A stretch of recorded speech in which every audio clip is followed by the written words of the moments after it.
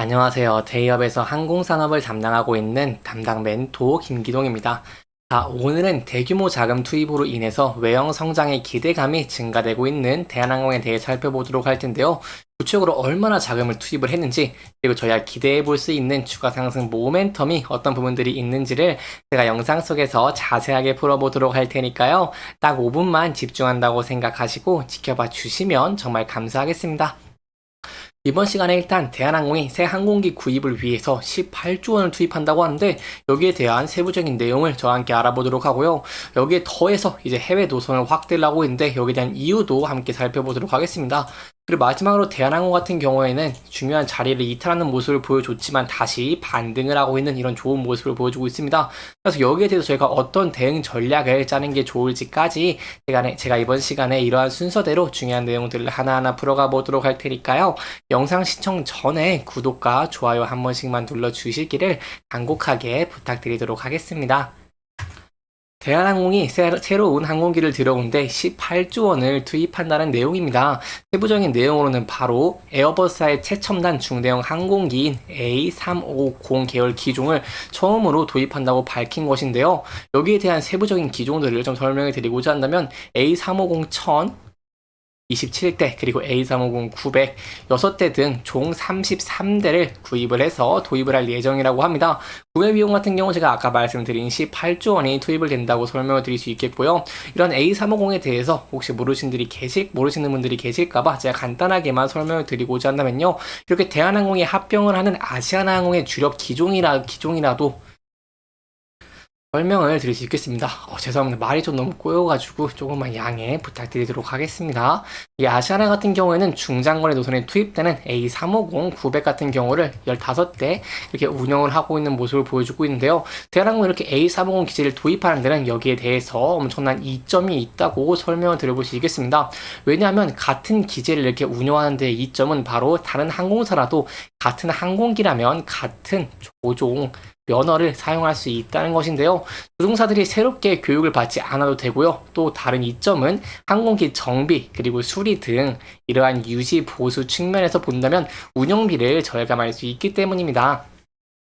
따라서 이렇게 대한항공이 아시아나항공의 합병을 앞두고 이렇게 A350 기종들을 다수 이렇게 도입을 한다는 것은 매우 긍정적이라고 설명을 드릴 수 있겠죠. 그리고 A350 같은 경우에도 특징이 있습니다. 바로 장거리에 특화했다는 것인데요. 장거리 같은 경우 항공사들은 이렇게 현재는 동남아 그리고 일본 등 여기에 대한 노선에 대해서 고객들이 증가하면서 실적을 개선을 하고 있지만 이러한 장거리 노선 같은 경우에는 수익성이 매우 높습니다. 따라서 이렇게 수익 장거리를 운행할 수 있는 기종을 도입을 한다는 것은 대한항공의 수익성 향상에 매우 큰 도움을 줄 수 있다고 설명을 드릴 수 있겠죠. 이 A350 청 같은 경우에는요 장거리 운항이 가능하기 때문에 인천으로부터 남아프리카 공화국 요하네스까지 한 번에 갈 수 있고요. 최대 운항 거리는 매우 큰 이런 1만 6,000km 달한다고 할 수 있겠습니다. 그리고 인원 같은 경우도 굉장히 많이 태울 수 있다고 할 수 있겠는데 최소 350명에서 최대 410명까지 이렇게 탑승을 할 수 있다는 장점이 있습니다. 이 여객뿐만 아니라 화물 쪽도 저희가 좀 눈여겨볼 수 있다고 설명을 드릴 수 있겠는데요. 왜냐하면 기내 폭이 18.4피트 즉, 이 5.67m에 달하기 때문에 광동체로 탑재 화물량 늘어나기 때문입니다. 따라서 이 기종에 대한 장점은 바로 여객 그리고 화물의 두 마리 토끼를 다 잡을 수 있다는 것인데요.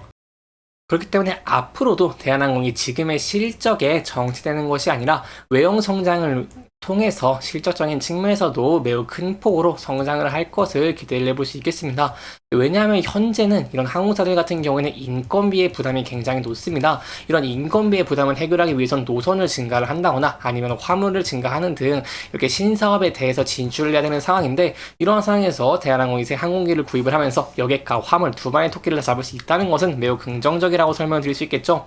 그리고 이러한 33대뿐만 아니라 대한항공 같은 경우는 계속해서 비행기를 들여옵니다. 여기에 대한 세부적인 내용을 좀 설명을 드리고자 한다면요. 에어버스 321 네오 50대, 그리고 보잉 7879 10대, 보잉 787 10 20대, 이 보잉 7878 30대 등 총 133대 신형기를 도입을 앞두고 있습니다. 이렇게 대한항공이 거액 투자에 나선 이유는 바로 아시아나 항공과의 합병 그리고 장거리 운항 사업 확대를 염려에 둔 것이라는 해석이 좀 나오고 있는 모습을 보여주고 있습니다. 그리고 이렇게 항공기를 또 계속 증설하는 것은 여기에 대한 이유뿐만이 아니라고 설명드릴 수 있겠는데요. 왜냐하면 여객에 대해서 여객이 엄청나게 증가를 하고 있는 모습을 보여주고 있는 것이기 때문입니다. 대표적으로 아시아나항공, 대한항공은 FACC 기준으로 설명을 드려보고자 한다면 현재는 해외 노선 같은 경우 코로나19 이전에 90% 이상을 회복을 했고 점차 해외 여객이 증가할 것으로 기대해 볼 수 있겠는데요. 여기에 대한 세부적인 수치를 좀 설명을 드리도록 하겠습니다. 세부적인 내용은 바로 올해 1월과 2월의 누적 여객수 같은 경우에는 약 1950만 명으로 지난해 같은 기간보다 34.9% 이렇게 큰 폭으로 성장을 한 모습을 보여줬고요. 코로나19 이전인 2019년 1월, 2월 누적 여객수인 약 2050만까지 이 몇몇까지 좀 비교를 해본다고 한다면 94.9%까지 큰 폭으로 회복이 됐다고 설명을 드릴 수 있겠습니다. 그래서 이렇게 항공기를 늘리고 노선을 확대하는 이유는 바로 이렇게 증가하는 여객 수요를 잡기 위해서 하늘길을 확대하고 있는 모습을 보여주고 있고요. 따라서 저희가 기대해 볼 수 있는 부분은 또 아까도 말씀드린 앞서서 좀 기대해 보시는 부분은 바로 수요 회복과 더불어서 그리고 성수기 시즌으로 인해서 이 향후 실적 개선을 제가 좀 기대를 해볼 수 있겠습니다.